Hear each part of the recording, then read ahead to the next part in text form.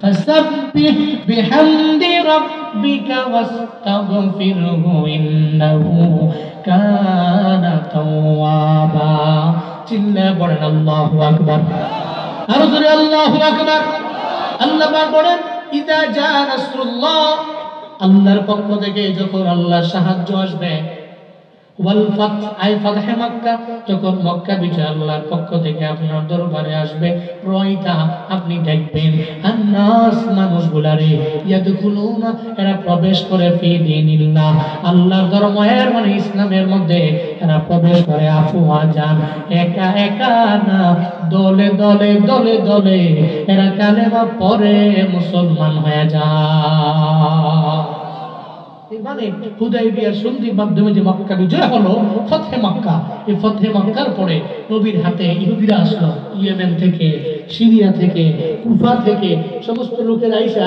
নবীর হাতে দলে দলে কয় আপনার ধর্ম সত্য আপনার ইলা সত্য আমগরে কালেমা পড়ায় দেন দেখা গেল একজন দুইজন করে নয় টিম টিম টিম টিম করে নবীর কাছে আসলো কালেমা পড়ে মুসলমান হয়ে গেল আল্লাহ কয় আপনার দুঃখের সময়টা সব সময় নয় এই দুঃখের পরে সুখ দিতে পারে কে আল্লাহ এই জন্য জীবনে চলার পথে ডিপ্রেশন নাই মুমিনের হতাশা নাই মুমিনের মুমিন হেরে যেতে পারে না মুমিন আল্লাহর উপরে তাওয়াক্কুল করে সম্মুখ পানে এগিয়ে যায় কারণ মুমিন জানে আমার ডানে কেউ নাই বামে কেউ নাই সামনে কেউ নাই পেছনে কেউ নাই কিন্তু ওর সঙ্গে কে আছে আল্লাহ এ আছে এই বিশ্বাস এই ঈমান অন্তরে আছে তো অন্তরে আছে তো কাটাহিরি ক্ষান্ত কেন কমল তুলিতে দুঃখ বিনা সুখ লাভ হয় কি বহিতে কি সুন্দর প্রবাদ কাটাহিরি ক্ষান্ত কেন কমল তুলিতে ফুল আনবেন কাটার দাগ খাবেন না ইম্পসিবল কাটার দাগ খেতে হবে এরপরে ফুল আনবেন কারণ কাটার দাগ ছাড়া এই ফুল আনলে ফুলের কদর আপনার কাছে নাই কদর দিতে পারবেন না আপনি ঠিক তদ্রুপ ভাবে দুঃখ বিনা সুখ লাভ হয় কি মুহূর্তে দুনিয়াতে পৃথিবীতে দুঃখ বিনা সুখ অর্জন করা যায় না কারণ দুঃখ বিনা যে সুখ আপনি অর্জন করলে এই সুখ স্থায়িত্ব নাই এবং এই সুখের কদর শুকর আপনি করতে পারবেন না আপনি দুঃখের সময়টা কাটায় গেলে সুখের সময় পাইলে আপনার দুঃখের কথা মনে করে হলেও অন্ততপক্ষে আপনি শুকর গুজার বান্দা হবেন এজন্য দেখবেন ছোটবেলা থেকে পরিশ্রম করে যারা টাকা পয়সার মালিক হয় এরা কদর দিতে জানে কিন্তু ছোটবেলা থেকে পরিশ্রম না কইরা বাপ দাদার পৈতৃক সম্পত্তি বাপ মরে গেছে বায়ে গেছে দাদাই মরে গেছে বাপে পাইছে বাপ মরে গেছে সে পাইছে দেখবেন একটা পর্যায়ে গিয়া 2-3 সিঁড়ি যাওয়ার পরে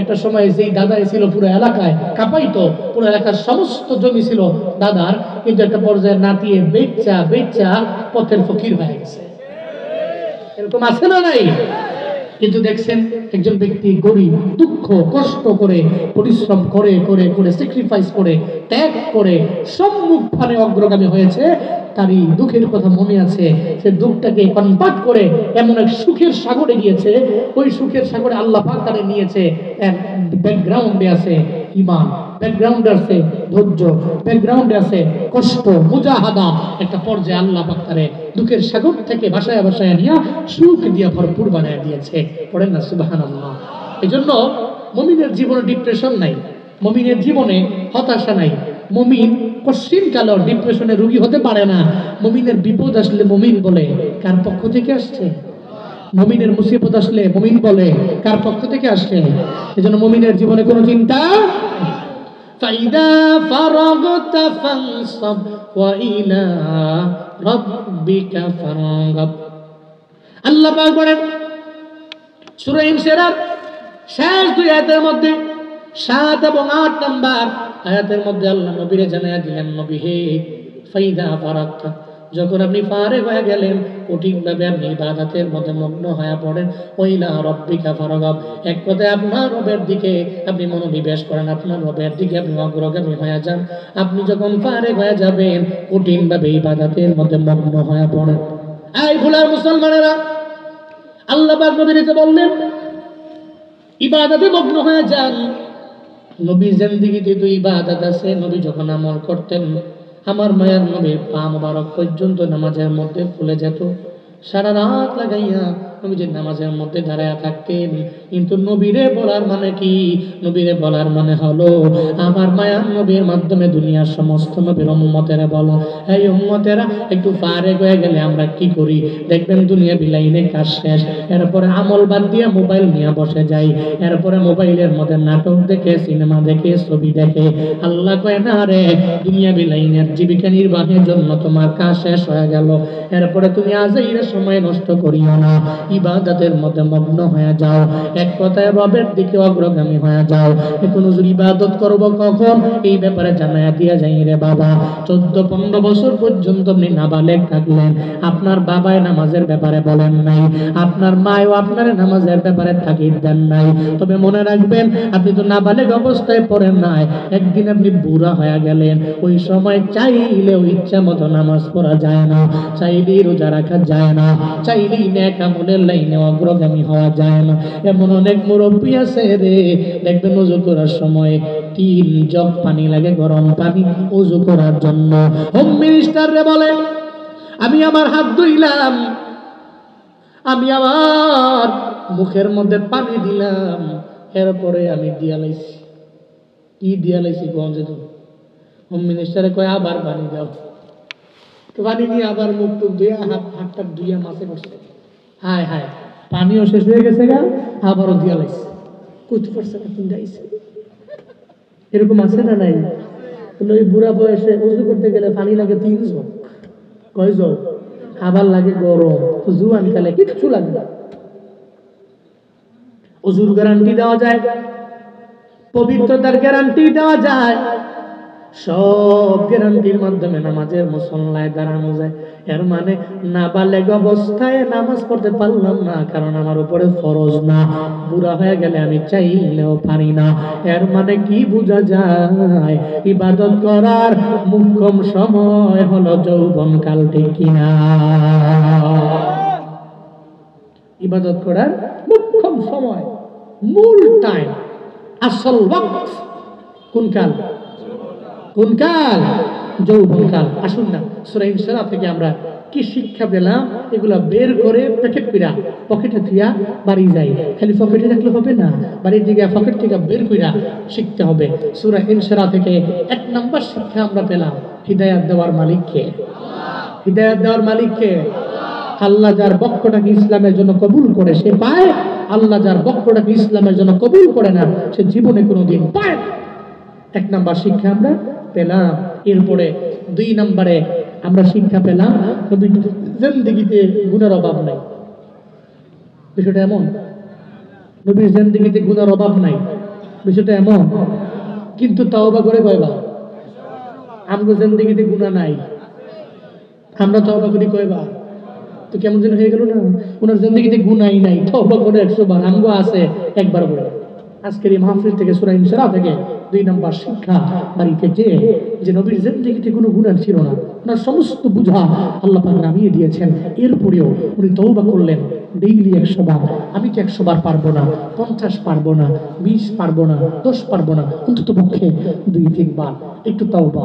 কবরের কথা, আমার আব্বা আম্মা যে চলে গেল, এমনি তো আব্বা আমার কথা স্মরণ করে হলেও অন্তত পক্ষে আমি আমার আমলের পুঁজিটাকে, আমলের টাকাটাকে একটু শার্প করব, একটু ধার দিব। 2 নম্বর শিক্ষা। 3 নম্বর শিক্ষা হলো নবীজির শান, নবীজির মান, নবীজির কদর, নবীজির জিকির, নবীজির স্মরণ, সমস্ত কিছু কে বুলন্দ করেছেন?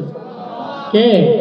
আমি তো নবীর উম্মত, আমার কাজ হলো অন্তত পক্ষে শান মানগুলোর উপরে ঈমান এবং ইয়াকিন রেখে নবীর সুন্নতের উপরে আমল করা। এটা হচ্ছে 3 নম্বর শিক্ষা। 4 নম্বর শিক্ষা হলো জীবন চলার পথে বিপদ আসবে, কষ্ট আসবে, মুসিবত আসবে, তবে আমি এই কষ্টকে জয় করে ঈমান আর হিকমতের মাধ্যমে, ধৈর্যের মাধ্যমে অগ্রগামী হব। ডিপ্রেশনে পড়ব না, হতাশায় পড়ব না, মুতাওয়াক্কিলিনদের অন্তর্ভুক্ত হব, আল্লাহর উপরে তাওয়াক্কুল করে অগ্রগামী হব। 4 নম্বর শিক্ষা। 5 নম্বর শিক্ষা হলো আমার দুনিয়াবী জীবিকা নির্বাহের পরে যে কাজগুলো আমি করি জীবিকা নির্বাহের জন্য, এগুলো শেষ করার পরে আজাইরা অনর্থক আলাপচারিতায় না গিয়ে, মোবাইলে আজাইরা ভিডিও, নাটক, সিনেমা, ছবি না দেখা অন্তত পক্ষে কিছু সময় জিকির, আজকার, তাসবিহ, তাহলিল, দুরূদ, সালাম এগুলো বেশি বেশি পড়ব। হ্যাঁ, এগুলো কোন সময় বেশি করব? জুয়ান কালটা হলো এগুলো পড়ার মোক্ষম সময়। আমি জুয়ান কালটাকে পাস করব, অতিক্রম করব ইবাদতের মাধ্যমে। আল্লাহ আমাদের সবাইকে এই সূরা ইনশিরাহ থেকে এই 5টা শিক্ষা বাড়িতে নিয়ে বাস্তব জীবনে আমল করার তৌফিক দান করেন। সকলেই পড়ি আমিন। আরো জোরে পড়েন আমিন। একটু চিল্লায় পড়তে হবে আল্লাহুম্মা আমিন। আস্তাগফিরুল্লাহ রাব্বি মিন কুল্লি যামবি ওয়া আতুবু ইলাইহি বিল আলামিন। والصلاة والسلام على سيد الأنبياء والمرسلين وعلى آله وأصحابه أجمعين يا أرحم الراحمين يا أرحم الراحمين يا أرحم الراحمين اللهم اجعلني صبورا واجعلني شكورا واجعلني في عيني صغيرا وفي أعين الناس كبيرا رب ارحمهما كما ربياني صغيرا رب ارحمهما كما ربياني صغيرا উদয়ার মালিক কুদরতের নজর দিয়ে দেখেন গভীর রাতে আপনার কত গুনাহ আশিকিন জাকিরিন শাকিরিন বান্দা নিয়ে আমি বড় গুনাহগার। আয় আল্লাহ জিন্দেগীর গুনাহগুলো লইয়া পাহাড় পরিমাণ গুনাহ নিয়ে আপনার দরওয়াজার মধ্যে হাত বাড়ায়া দিলাম। উদয়ার মালিক রব গুনাহের কারণে আপনি ফিরাইয়া দিয়েন না রে আল্লাহ। গভীর রাতে মানুষের দরওয়াজাগুলো বন্ধ হয়ে যায়, আপনার এমন এক দরওয়াজা এটা পৃথিবী সৃষ্টির শুরু লগ্ন থেকে নিয়ে যে শুরু হয়ে গেল, ওই দরওয়াজা এখনো ওপেন আছে, জীবনে কোনোদিন 1 সেকেন্ডের জন্য বন্ধ হবে না রে আল্লাহ। আয় আল্লাহ জিন্দেগীর সব গুনাহগুলো নিয়ে আপনার দরওয়াজায় হাজির। যেই গুনার ব্যাপারে আমার মাও জানে না, বাবাও জানে না, বিবি জানে না, ছেলে জানে না, মেয়ে জানে না রে আল্লাহ। আয় আল্লাহ গুনাহ করতে করতে করতে করতে সিনাকে এমন কালো বানাইছি, এখন নামাজেও মন বসে না, রোজায় মন বসে না, আমলে মন বসে না। আয় আল্লাহ ওয়াজ শুনতে মন চায় না, আমলের লাইনে অগ্রগামী হইতে মন চায় না। আয় আল্লাহ আমাদের জিন্দেগীর গুনাহগুলো মাফ না করে বাড়িতে নিয়েন না রে আল্লাহ। উদয়ার মালিক এই ময়দানে কার যেন মা নাই, কার যেন বাবা নাই। আয় আল্লাহ যার মা নাই, মায়ের কবর জান্নাতের বাগান বানায় দেন রে আল্লাহ। আয় আল্লাহ যাদের বাবা নাই, বাবার কবর জান্নাতের বাগান বানায় দেন। যাদের আব্বা আম্মা বেঁচে আছেন, মা বাবার দোয়া নিয়ে চলার তৌফিক দান করুন। মা বাবার হায়াতে বরকত বাড়ায়া দেন। মা বাবারে আপনার হাতে দিয়া গেলাম, জামিন হয়ে যান। উদয়ার রব জীবনে একবার হলেও মক্কা মদিনায় যাওয়ার তৌফিক দান করে দেন। আয় আল্লাহ এই মাহফিল আপনি কবুল করে নেন। আয় আল্লাহ এই মাহফিলের আয়োজন করতে যাইয়া যারা যারা যেই লাইনে পরিশ্রম করলেন রে আল্লাহ, প্রত্যেকের পরিশ্রম কবুল করে নেন, প্রত্যেকের দানগুলো কবুল করে নেন আল্লাহ। প্রত্যেকের আপনার হাতে দিয়া দিলাম, আপনি জামিন জিম্মাদার হয়ে যান রে আল্লাহ। আয় আল্লাহ হযরত মাওলানা কাউসার সাহেব এই মাহফিলের জন্য অক্লান্ত পরিশ্রম করেন রে আল্লাহ। আয় আল্লাহ কবুল করে নেন, আপনার হাতে দিয়া দিলাম, জিম্মাদার হয়ে যান রে আল্লাহ। রিজিকের মধ্যে বরকত বাড়ায়া দেন। আয় আল্লাহ সিহতে আফিয়ত নসিব করেন আল্লাহ। এই এলাকার মাটির নিচের কবরের আযাব আপনি মাফ করে দেন। এই এলাকার মাটির উপরে গজব দিয়েন না, আসমানি বালা আসমানে উঠা দেন, জমিনি বালা জমিনে দাফন করে দেন, বাতাসি বালা বাতাসের সঙ্গে সরায়া দেন। আয় আল্লাহ এই এলাকা আপনার হাতে দিয়া গেলাম, জিম্মাদার হয়ে যান রে আল্লাহ। আয় আল্লাহ আমাদের প্রত্যেককে 5 ওয়াক্ত নামাজি বানায়া দেন রে আল্লাহ। আয় আল্লাহ সূরা ইনশিরাহ থেকে 5টা শিক্ষা বাড়িতে লইয়া আমি গুনাহগারে আমল করার তৌফিক দান করুন। আয় আল্লাহ যারা শুনেছে প্রত্যেককে আমল করার তৌফিক দান করে দেন আল্লাহ। আয় আল্লাহ আমাদের প্রত্যেককে বেশি বেশি দুরূদ পড়ার তৌফিক দান করেন, নবীর উপরে সালাম পাঠানোর তৌফিক দান করেন, বিদআত থেকে মুক্ত কইরা রাখেন রে আল্লাহ। কবিরা গুনাহ থেকে হেফাজত করেন, সগীরা গুনাহ থেকে হেফাজত করেন রে আল্লাহ। যারা অসুস্থ প্রত্যেককে সুস্থতার নিয়ামত দান করে দেন আল্লাহ। রমজান পর্যন্ত প্রোগ্রাম সুস্থতার সহিত আঞ্জাম দেওয়ার তৌফিক দান করে দেন। আসমানি বালা আসমানে উঠায়েন, আয় আল্লাহ সমস্ত জাদু টুনা সেহের থেকে আপনি হেফাজত করেন রে আল্লাহ। ও দয়ার রব, আমরা মারা যাব এটাই স্বাভাবিক ব্যাপার। দাদায় গেল যেই লাইনে, বাবায় গেছে যেই লাইনে, ওই লাইনের পথিক আমাদের হয়ে যাওয়া লাগবে রে আল্লাহ। আয় আল্লাহ, তবে মরি মরি বাধা নাই, বেঈমান বানায় কবরে নিয়েন না রে মালিক, মুনাফিক বানায় কবরে নিয়েন না, মুশরিক বানায় কবরে নিয়েন না রে আল্লাহ। আয় আল্লাহ, শিরকের গুনাহ করতে করতে করা অবস্থায় মুশরিক বানায় কবরে নিয়েন না। আয় আল্লাহ, আগুনে ফালায় মাইরেন না, পানিতে ডুবায় মাইরেন না, অ্যাক্সিডেন্টে মরণ দিয়েন না, এমন মরণ দিয়েন না যেই মরণে হাত নিয়ে কবরে যাওয়া যায় না, যেই মরণে পা নিয়ে কবরে যাওয়া যায় না, যেই মরণে চোখ নিয়ে কবরে যাওয়া যায় না, যেই মরণে নাক নিয়ে কবরে যাওয়া যায় না, যেই মরণে মাথা নিয়ে কবরে যাওয়া যায় না, যেই মরণে কিডনি নিয়ে কবরে যাওয়া যায় না।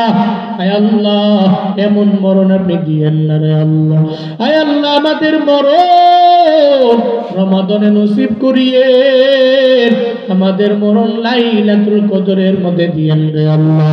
আয় আল্লাহ, আমাদের মরণ লাইলাতুল নিসফি মিন শাবানে দান করিয়েন রে আল্লাহ। আয় আল্লাহ, সিজদা অবস্থায় মরণ দিয়েন, রুকু অবস্থায় মরণ দিয়েন, রোজা মুখে নিয়ে মরণ দিয়েন, তিলাওয়াত অবস্থায় মরণ দিয়েন আল্লাহ।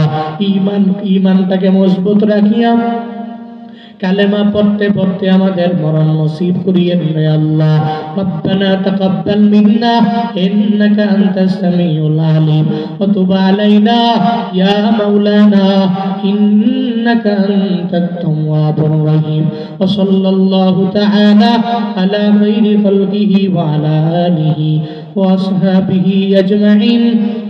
আমিন আমিন آمين واجعل آخر كلامنا عند الموت لا